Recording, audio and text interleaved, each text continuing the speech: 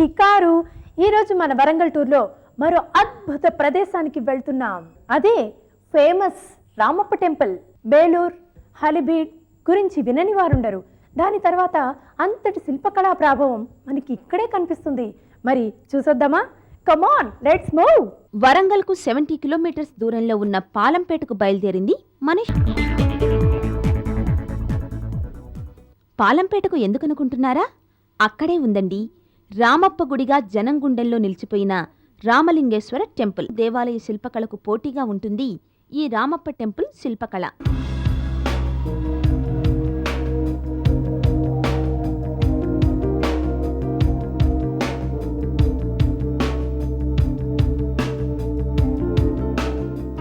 ఈ దేవాలయం క్రీస్తు శకం 1213లో కాకతీయ ప్రభువు గణపతి దేవుని తరఫున అతని సర్వసేనాపతి రేచర్ల రుద్రునిచే నిర్మించబడిందని ఈ ఆలయంలోని శాసనాలు తెలియజేస్తున్నాయి.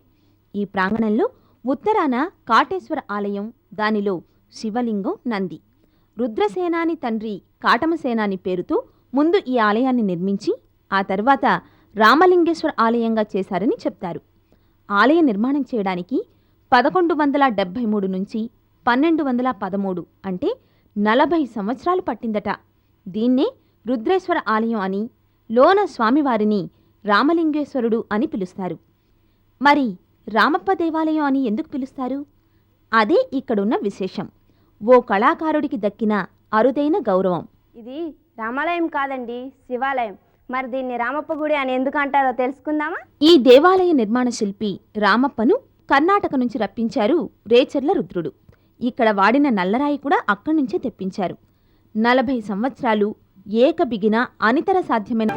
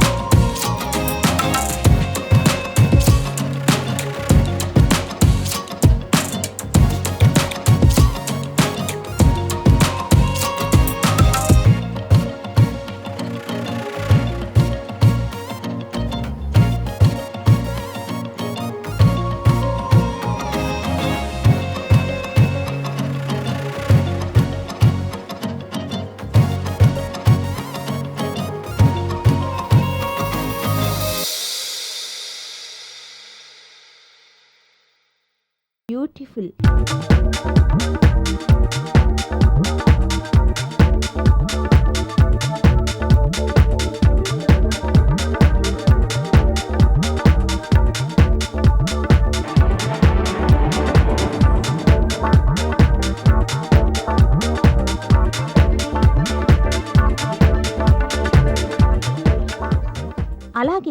వేటాడి అలసి చెట్టు నీడన ఉన్న స్త్రీ శిల్పం.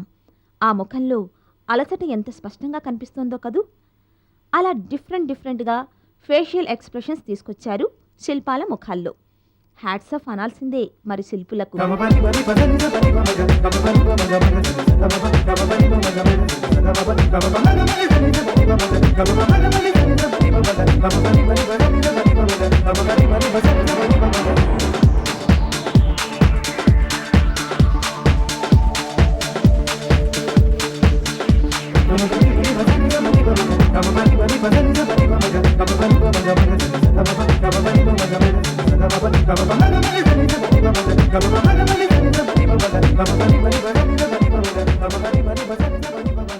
అలా నవరసాలను ఒలికించే హావభావాలు రకరకాల శిల్పాల్లో మనకు కనిపించేలా అతి నైపుణ్యంగా చెక్కారు శిల్పకళాకారులు. ఇక దక్షిణ ముఖద్వారం వైపు ఓ మదనిక ధరించిన హారం ఆమె వక్షస్థలం మీద వి ఆకారంలో మనం చూస్తున్నాం. అంతటి ప్రతిభను కనపరిచారు. ఏ శిల్పం చూసినా అలా రెప్పవేయకుండా చూస్తూ ఉండిపోవాల్సిందే కదూ. ఆ రుద్రునికి గజకేసరి అనే బిరుదుండేదట. అందుకే చుట్టూ మూలలకు ఏనుగాకారం మీద మనిషి, ఆపైన సింహం, ఈ 3 ఆకారాలను ఏకశిల్లో మలిచి స్తంభానికి ఏటవాలుగా ఉన్న పైకప్పు క్రిందకు అమర్చటం మనం చూస్తున్నాం. బయట నుంచి రామప్ప గుడి గోపురం కింద భాగాన గల మండపం పైకప్పు, ఇప్పటి మన డాబాలు, వాటి ముందు ఏటవాలుగా కనిపించే పెంకు డిజైన్ ఎలివేషన్ గుర్తుకు తెస్తున్నాయి కదూ. మీ పేరేంటమ్మా? నా పేరు వాణి అండి. ఎక్కడి నుంచి వచ్చారండి మీరు? మేము హైదరాబాద్ నుంచి వచ్చాము. హైదరాబాద్ నుంచి. ఇక్కడ మీకు బాగా నచ్చింది ఏంటండి? ఇక్కడ రామప్ప దేవాలయంలో శిల్పాలు నాకు చాలా బాగున్నాయండి.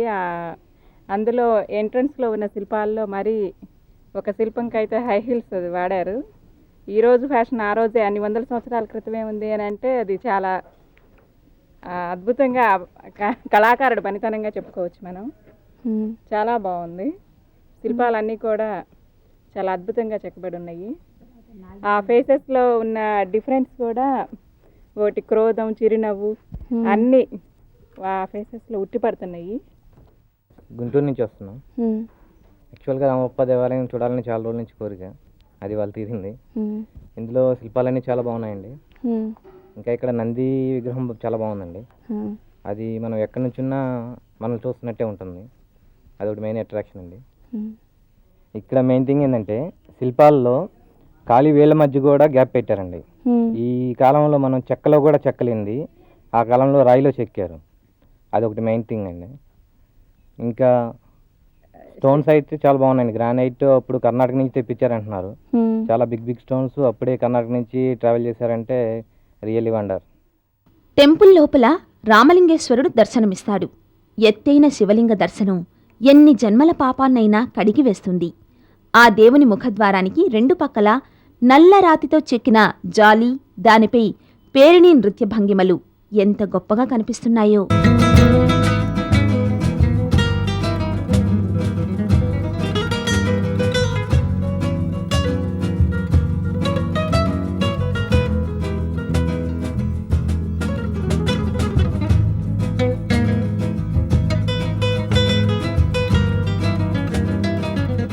ద్వారానికి ఇరువైపులా ద్వారపాలక విగ్రహాలు, అలాగే ఎడమపక్క క్రింద భాగాన ఓ పొన్న చెట్టు, దానిమీద మురళి వాయించే కృష్ణుడు.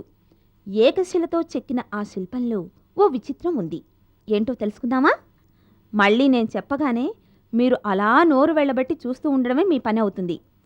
ఆ చెట్టుని గోటితో మీటితే సరిగమ పదని సప్తస్వరాలు వినిపిస్తాయి. ఎంత శిల్పకళా చాతుర్యం కదూ. ఏకశిల ఎక్కడా జాయింట్ లేదు, మరి ఎలా? అది ఆ మురళీనాదమని వివరించారు. దేవుడి ముందర నాట్య మండపం, 4 స్తంభాలు, దాని పైకప్పు, చతురస్ర ఆకారంలో 3 లెవెల్స్,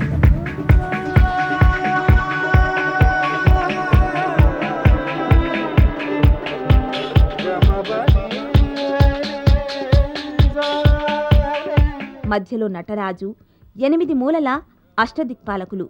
నృత్యం చేస్తున్న నటరాజును అలా ఓ నిమిషం తల ఎత్తి చూస్తే ఒళ్ళు పులకరిస్తుంది. ఆలయ ద్వారానికి పైన దక్ష సంహార గాథను మలిచారు.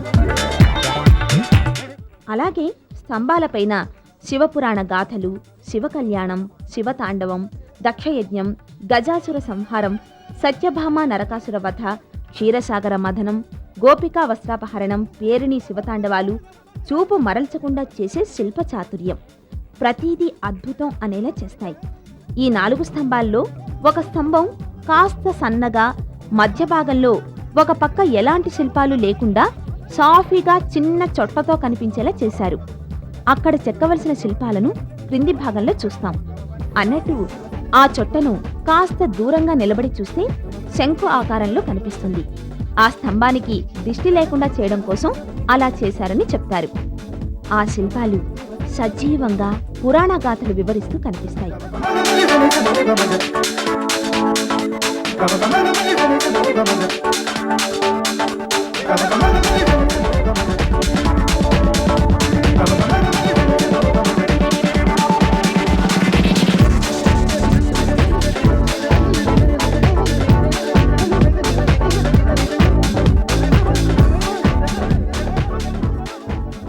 ఓ స్తంభానికి చుట్టూ చెక్కిన కంకణంలో స్తంభం లెవెల్లోనే చెక్కిన డైమండ్ డిజైన్లో 2 మూలల్లో వెంట్రుక దూరే సందులో 13 డైమండ్ ఆకారాలు.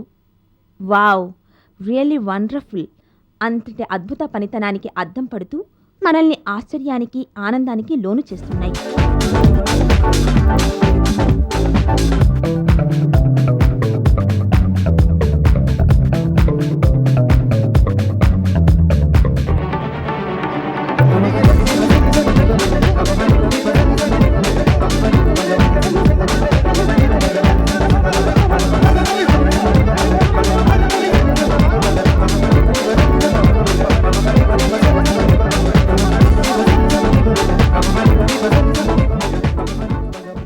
ఈ రామలింగేశ్వర లింగంపై ఉదయం నుంచి సాయంత్రం వరకు వెలుగు ప్రసరిస్తూ దివ్యంగా దర్శనమివ్వటం ఆనాటి నిర్మాణ చాతుర్యాలలో మరో విశేషం.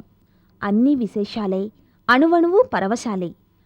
స్వామికి ఎదురుగా ఉన్న నందీశ్వర విగ్రహం చాలా అందంగా కనిపిస్తుంది. ఇక్కడ ఓ విశేషం ఉంది. ఆ నందిని ఎటు నుంచి చూసినా సరే ఆ నంది చూపు మనల్ని చూస్తున్నట్టే కనిపిస్తుంది. ఈ మధ్య తవ్వకాల్లో బయటపడ్డ గణపతి, మహిషాసుర మర్దిని ఈ విగ్రహాలు ఎంత ఆకర్షణగా ఉన్నాయో. ఈ ఆలయానికి దక్షిణాన సభా మంటపం, కాకపోతే శిథిలావస్థలో ఉంది. అక్కడ ఓ విశేషం ఉంది.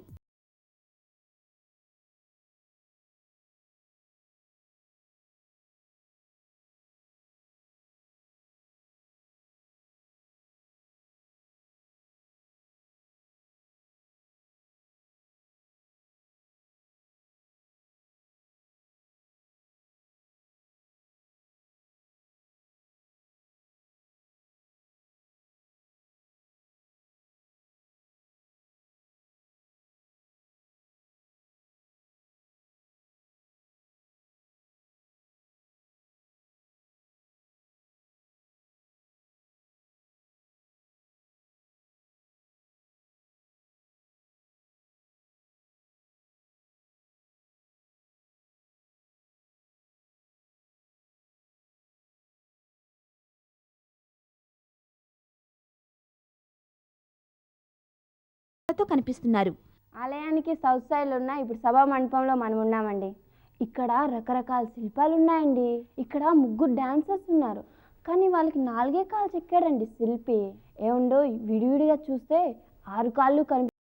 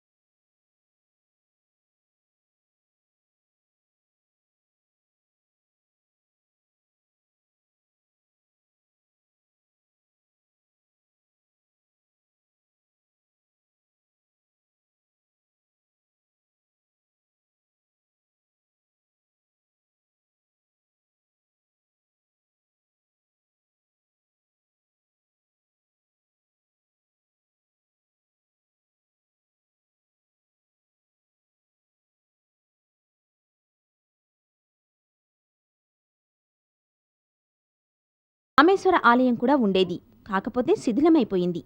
ఇలా ఆ దేవాలయ శిల్పకళా వైభవాన్ని చూస్తూ కాలమే మర్చిపోయామంటే నమ్మండి. షికారు భోజనం సాయంత్రం 4 గంటలకు. అక్కడికే తెప్పించుకున్నాం. అంత లేట్ అయిపోయింది. మా మీద ఏం కోపమో ఏమో, కోతులు మా మీద దాడి కూడా చేశాయి. అన్నట్టు ఇదో విశేషం మాకు. అపూర్వమైన శిల్పకళ, దేవాలయ నిర్మాణ చాతుర్యాన్ని ప్రత్యక్షంగా చూస్తే ఆ ఆనందమే వేరు. రామప్ప గుడిని ఒక్కసారి చూస్తే సరిపోదు, కనీసం సంవత్సరానికి ఓసారైనా చూడవలసిన ప్రదేశం. పక్కన రామప్ప చెరువు. ఎండాకాలం కదా, పాపం ఎండిపోయింది. నీళ్లుంటే బోటు షికారు భలేగా ఉండేది. అవతల పక్క టూరిజం గెస్ట్ హౌస్. ఏదైనా రామప్ప టెంపుల్ షికారు చిరకాలం గుర్తుండిపోయేలా చేస్తుంది.